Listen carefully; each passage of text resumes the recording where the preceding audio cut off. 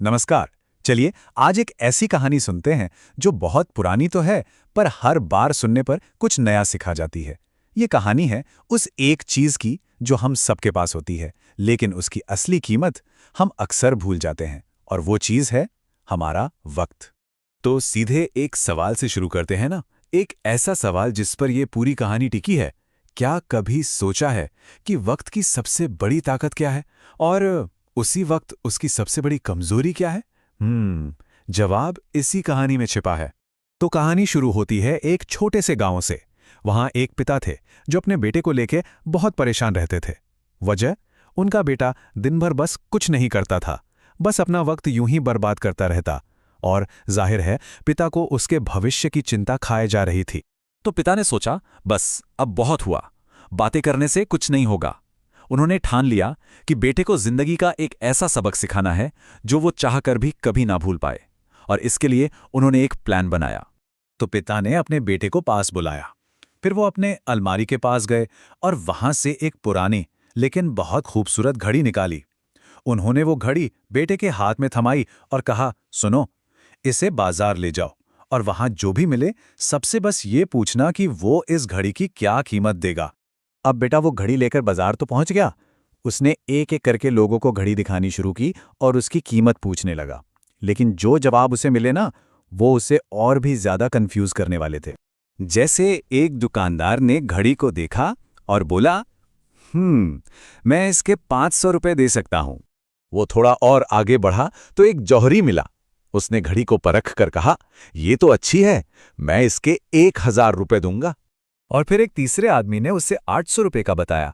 मतलब हर किसी के लिए उस घड़ी की कीमत बिल्कुल अलग थी। तो जब बेटा घर वापस आया तो वो पूरी तरह से उलझन में था। उसने अपने पिता से कहा, पिताजी, किसी को इसकी असली कीमत पता ही नहीं है। हर कोई अपनी मर्जी से एक अलग ही दाम बता रहा है। अब आता है कहानी का सबसे दिलचस्प मोड़। अगले दिन पिता ने बेटे को फिर से वही घड़ी दी, लेकिन इस बार का काम और भी ज्यादा अजीब था। उन्होंने कहा, आज बाजार जाओ, लेकिन इस घड़ी को बेचना नहीं है। तुम्हें इसके अंदर चल रहे वक्त की कीमत पूछनी है। बेटा थोड़ा हिचकिचाया पर चला गया।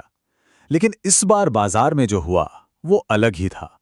जैसे ही उसने लोगों से वक्त की कीमत पूछनी शुरू की, लोगों ने उसे घूरना शुरू कर दिया। कोई उस पे जोर जोर से हंसने लगा तो किसी ने उसे पागल समझकर वहां से भगा दिया। हर तरफ से बेइज्जती झेलने के बाद बेटा लगभग हार मान ही चुका था। लेकिन फिर उसने हिम्मत जुटाई एक आखिरी कोशिश करने के लिए।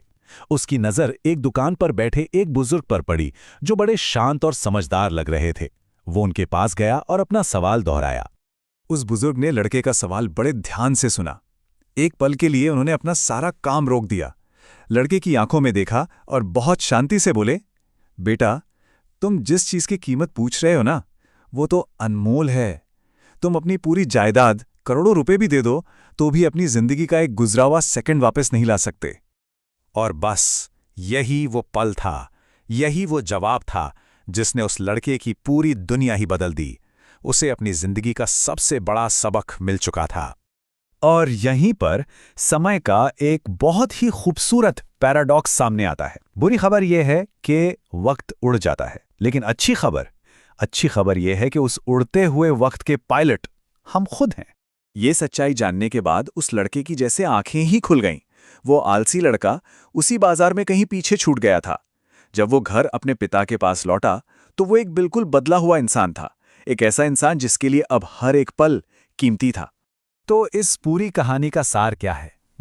ये कहानी हमें वक्त के बारे में 4 ऐसी सच्चाइयां याद दिलाती है जो असल में हम सबकी जिंदगी पर लागू होती हैं। चलिए एक एक करके देखते हैं। पहली सच्चाई, वक्त मिलता तो मुफ्त में है, लेकिन ये बेशकीमती है। दूसरी, आप इसके मालिक कभी नहीं बन सकते, पर हां, इसका इस्तेमाल जरूर कर सकते हैं। तीसरी बात, आप इसे सहेज कर नहीं रख सकते, लेकिन इसे खर्च जरूर कर सकते हैं। और चौथी, जो कि सबसे जरूरी है, एक बार अगर ये हाथ से निकल गया तो आप इसे कभी कभी भी वापस नहीं पा सकते। और आखिर में ये कहानी हम सब के लिए बस एक सवाल छोड़कर जाती है। एक ऐसा सवाल जो शायद हम सभी को खुद से पूछना चाहिए। हमारा हर एक कीमती पल आखिर जा कहाँ रहा है?